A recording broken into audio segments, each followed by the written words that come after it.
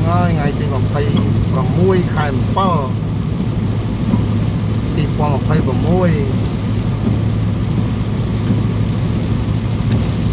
ហើយបងប្អូនជាផា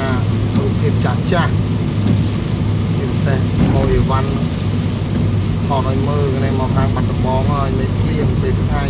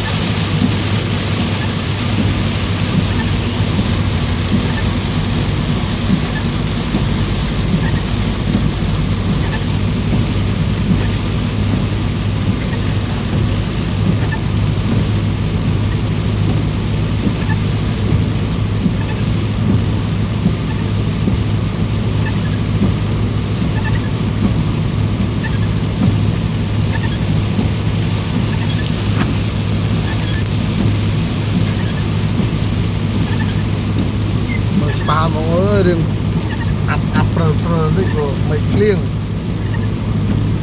បាត់បងភ្លៀងខ្លាំងណាស់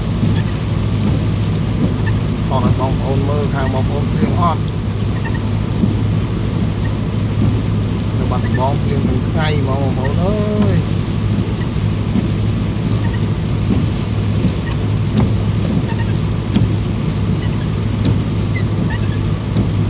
ដល់ពេលភ្លៀងយើងទៅវាអត់សូវច្បាស់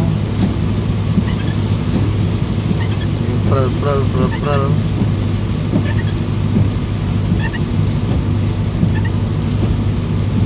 ខាងបងប្អូនភ្លៀងអត់ខាងបងប្អូនខេត្តផ្សេងខមមិនម្នាក់មួយមកខ្ញុំដើរថតតាមខេត្តឲ្យមើលទៀតចេញពីខេត្តមួយទៅខេត្តមួយចេញពីស្រុកមួយទៅស្រុកមួយចេញពីភូមិមួយទៅភូមិមួយអរឲ្យបងប្អូនមើលថាទេសភាពតាមខេត្តវាស្រស់ស្អាតប៉ុណ្ណាខេត្តមួយៗវត្តផ្សេងៗមានស្អាតផ្សេងៗគ្នា